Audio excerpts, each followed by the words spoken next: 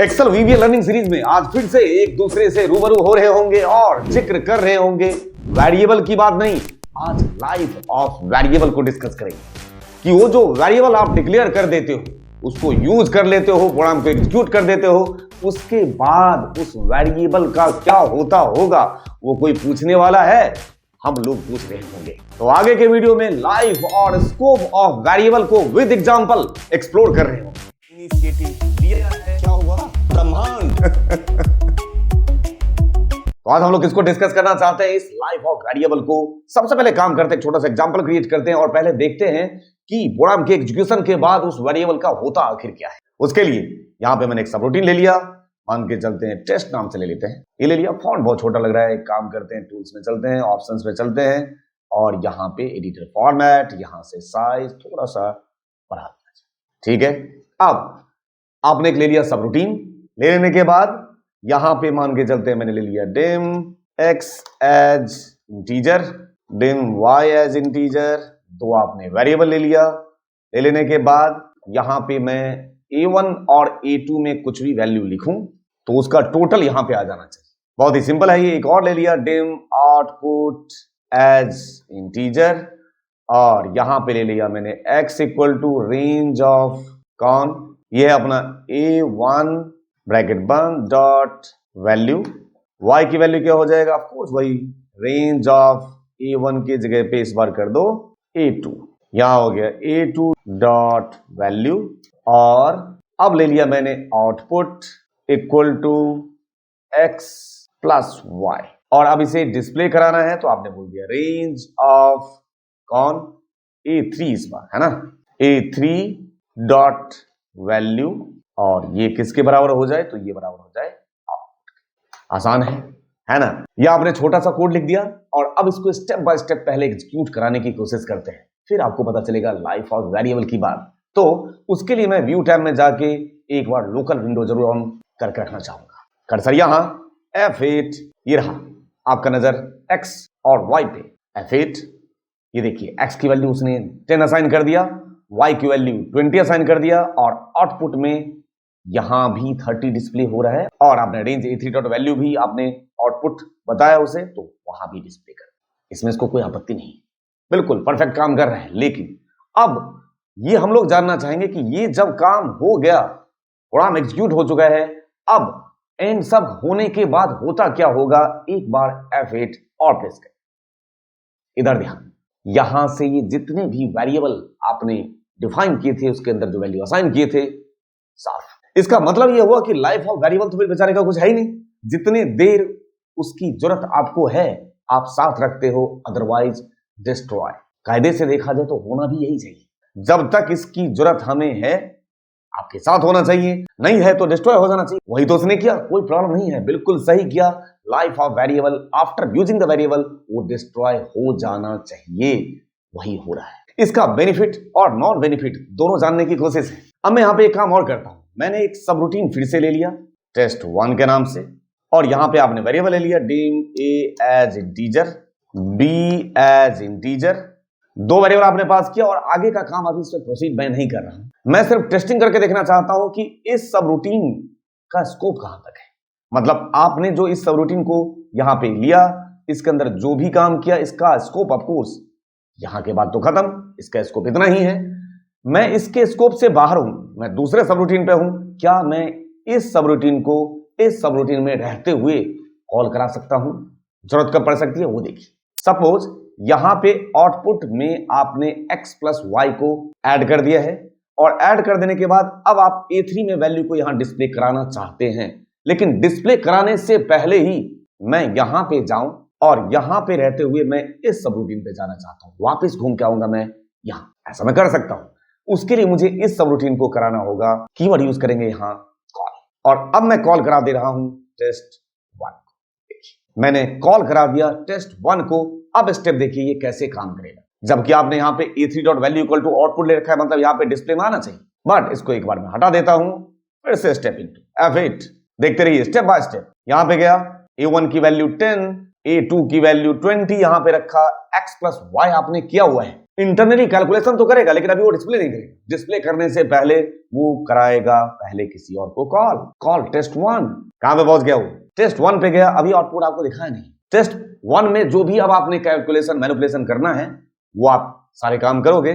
देखिए F8 यहां पे वापिस कहां पे आया, रेंज A3 पे F8 प्रेस, तब आउटपुट दिखा के तब वेरिएबल को डिस्ट्रॉय करेगा। फर्क साफ दिख रहा होगा आपको। आप चाहें तो एक ही सबरूटीन पे रहते हुए आप मल्टीपल सबरूटीन को कॉल करा सकते हो। जैसे कि मैं यहां पे एक और लेना चाहता हूं, सबरूटीन टेस्ट 3। क्या प्रॉब्लम है? हमने टेस्ट 3 क्रिएट कर दिया और अब मैं यही चाहता हूं कि कॉल टेस्ट 3 को कर। देखिए कैसे काम करेगा। F8 यहां पे गया, पहले ये कॉल करेगा टेस्ट 1 को। टेस्ट 1 में जो भी आपने काम असाइन कर रखा होगा उसको ये कंप्लीट करेगा। इस टेस्ट 3 को कॉल करने के लिए वापस तो उसे जाना होगा अपने में ही ना, अपने सबरूटीन के अंदर, क्योंकि स्टार्टिंग पॉइंट उसका वहीं से है। टेस्ट 3 को फिर से कॉल करेगा F8 प्रेस। ये देखिए अब कॉल करेगा। उसके बाद F8 वापस अपने ओरिजिनल प्लेस पे, तब वो डिस्प्ले करके यहां बाहर आएगा। देखिए अब 30 प्रिंट और अब डिस्ट्रॉय। इससे हमें एक बात तो पता चल गया कि आप एक सबरूटीन में रहते हुए किसी दूसरे सबरूटीन को कॉल करा सकते हो। बात यहीं खत्म हो जानी चाहिए, बट होगा नहीं, प्रॉब्लम क्रिएट करता। सपोज टेस्ट और टेस्ट 1 इसी दोनों की बात कर लेते हैं। इस टेस्ट 3 को हटा देते हैं, इसकी जरूरत अभी नहीं मुझे है। यहीं पे रहिए और मैंने ले लिया a की वैल्यू असाइन कर दिया 20। ये तो मैं कर सकता हूं। और अब मैंने क्या किया, b तो एक ले ही रखा है ना, मैंने बोला b इक्वल टू a में 20 है, प्लस मैंने लिया a प्लस x। आपको कोई आपत्ति है इसे लेने में? बिल्कुल नहीं है। आपका आंसर होगा इस x को लेने में। यहां पे क्या प्रॉब्लम है? x नाम का वेरिएबल एक मैंने यहां डिफाइन तो कर रखा है। क्या प्रॉब्लम है? प्रॉब्लम मुझे भी नहीं है। प्रॉब्लम ऐसे होने वाली है। आपको स्टार्टिंग में ही बताया गया था कि जब सब रूटीन क्रिएट करते हैं उसका अपना एक स्कोप होता है। ये एक अलग सब रूटीन है, ये एक अलग सब रूटीन है। इन सब रूटीन को एक दूसरे से कोई लेना देना नहीं है। आप बोलोगे सर लेना देना था तो कॉल करा दिया। सर कॉल कराने का मतलब अब आप इस सब रूटीन को कॉल करा रहे हो किसी दूसरे सब रूटीन में रहते हुए, कोई प्रॉब्लम नहीं। बट ये जो x नाम का वेरिएबल है वो तो इसका है, वो इसका थोड़ी है। इस x को क्या पता कि ये वेरिएबल है? एक बार टेस्टिंग करके देखना चाहेंगे। सर यहां रखिए, F8 प्रेस करिए, पहले ही पूछेगा सब और फंक्शंस नॉट डिफाइंड। कॉल आपने टेस्ट 3 को करा रखा है ना। एक बार टेस्टिंग करके देखना चाहेंगे। इसको तब तक मैं कमेंट कर दे रहा हूं।